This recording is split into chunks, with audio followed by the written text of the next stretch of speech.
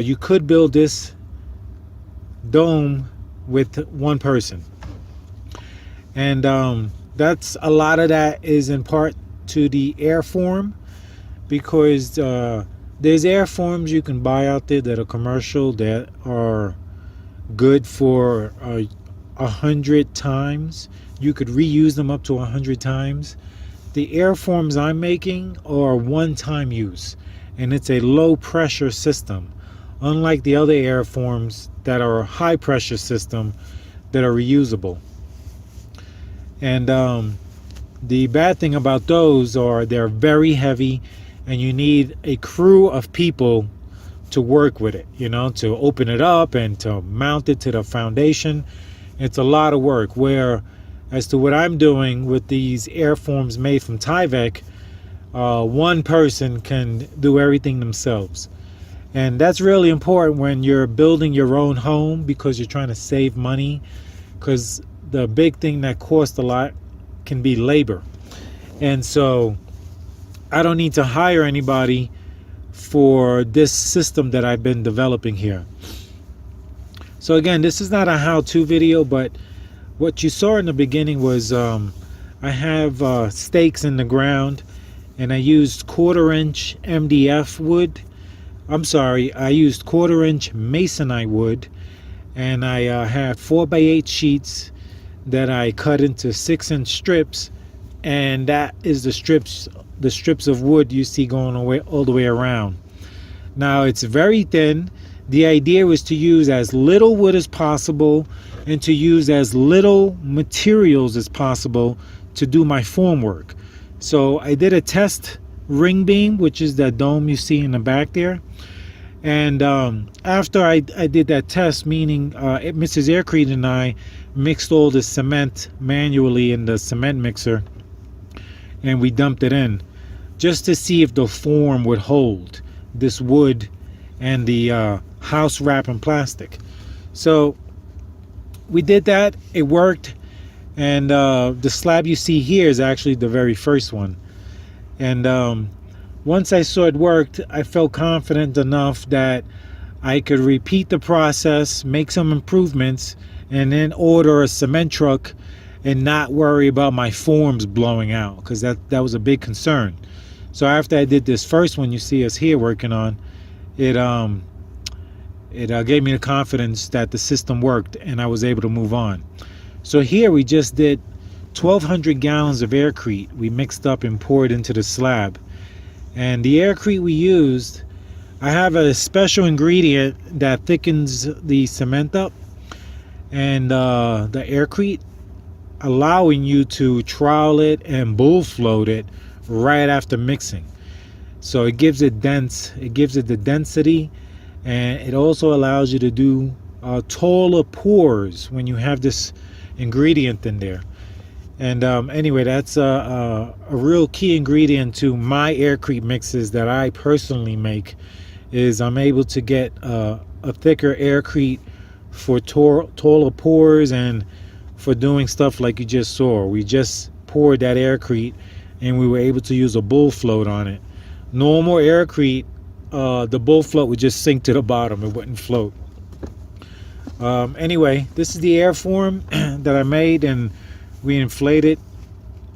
And when you inflate these airforms for the first time, that process is called the berthing. So what you're going to see next is a fiberglass reinforcing fiberglass mesh that we're going to slip on over this Tyvek airform. And this mesh is going to serve a few purposes. The first is going to give the cement something to adhere to, because the Tyvek is very slippery. If I just did the cement, I'd have a hard time having it stick without having to do very light coats. But having this fiberglass on there, it allows the cement to grab onto something. Then the fiberglass is also acting as a reinforcing fabric, as well as a compression fabric to help keep pressure on that airform, to help prevent any exploding that may occur. Now, I've never had it with all the airforms I've made, but it's always a worry of mine that the airform might blow. So putting this fiberglass mesh over like a hat, and it helps to hold that pressure in, and it gives it a lot more strength.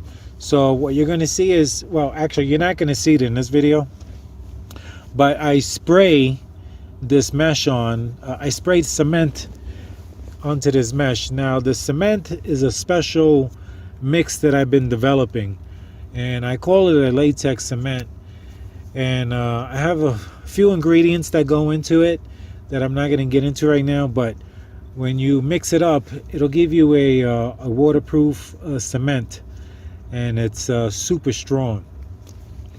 And so the whole idea behind it is to be able to build a thin shelled dome that's super strong because it's reinforced. So the first reinforcing you saw was the fiberglass mesh. Then we put on about a 1/4 inch of my latex cement onto that fiberglass mesh, and now we're installing the stucco wire mesh.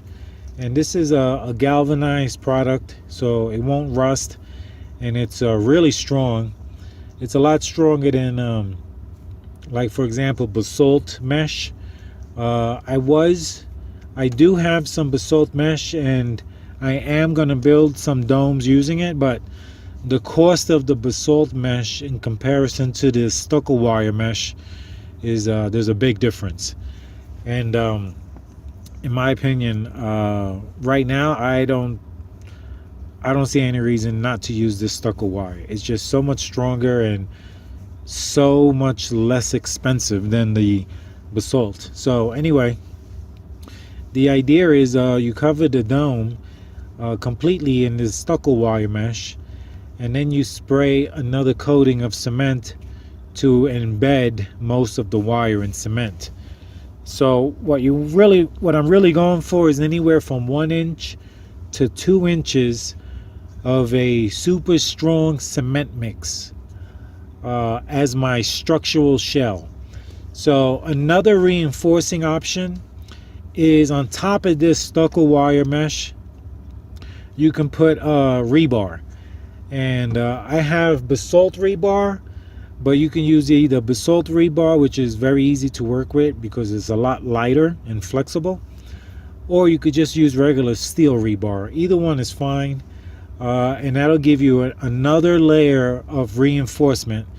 In this case, it would be 3 layers of reinforcement that the structure would have. Now, in most of the country, you're allowed to build these domes with just rebar and cement, and you can legally build that. So I don't see any reason why you can't build what you're seeing in this video, which is 3 layers of reinforcing material. So anyway, this is what I came up with because I want to build the maximum strength house that I can build for the least amount of money, and I've come up with it. This is the system that you see here. I could build, this is a 16-foot dome. It's 12 foot tall at the peak, and this dome will cost approximately $5,000 once complete to build the structure. Now this is one dome of 8 that are going to be built here, and this particular dome is going to be my pantry dome, where I keep all my food, store all my food and stuff. And so what you're not going to see in this video is the last coat, which is going to be my epic mix, but you can also make Aircrete bricks and put the some mortar on Aircrete bricks onto this structural shell. So anyway, I just wanted to introduce everyone to the system, basically how it's done. I will have some other videos in the future that show a lot more, but as I said, another thing is I'm actually working on a cement mixer, a special mixer for mixing all the different cements that I use, which is Aircrete and Epic and other latex cement.